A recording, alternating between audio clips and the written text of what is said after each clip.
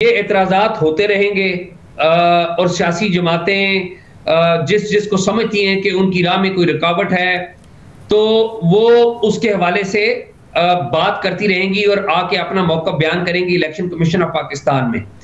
सवाल मेरे ख्याल में ये नहीं है कि क्या ये एतराज़ात जो हैं उनसे क्या फर्क पड़ेगा। सवाल ये है कि क्या इलेक्शन कमीशन ऑफ पाकिस्तान के ऊपर सियासी जमातें एतमाद करती हैं या नहीं करती।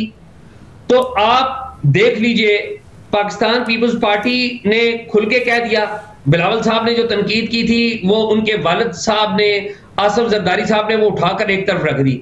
उन्होंने कहा कि जी उन्हें इलेक्शन कमीशन ऑफ पाकिस्तान पर एतमाद है। एमकेएम ने जो तनकीद किया है वो एमकेएम ने तनकीद इसलिए की है कि वो ये कहते हैं कि कराची के अंदर एक दो ऐसी तैनातियां हैं जिनको वो ये समझते हैं कि उनकी करीबी रिश्तेदारी है पाकिस्तान पीपल्स पार्टी के एक रहनुमा से, जो कराची के इलेक्शन कमीशन ऑफ पाकिस्तान के जो एडमिनिस्ट्रेटर हैं उनकी बात हो रही है, तो वो उसके ऊपर एतराज कर रहे हैं। वो जो मेंबर है सिंध के इलेक्शन कमीशन ऑफ पाकिस्तान में या चीफ इलेक्शन कमिश्नर के ऊपर एतराज नहीं कर रहे।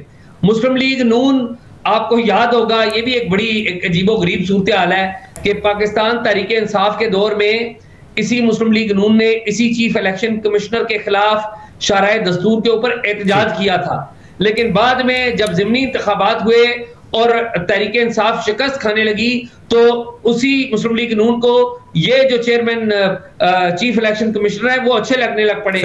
तहरीक इंसाफ ने इसी चीफ इलेक्शन कमिश्नर को तैनात किया था और फिर जब चीफ इलेक्शन कमिश्नर ने डस्का में दोबारा वोटिंग का या दोबारा इलेक्शन का हुक्म दिया और उसके ऊपर इमरान खान साहब को बुरे लग गए। सही है, आपका कमेंट आ गया एजाज।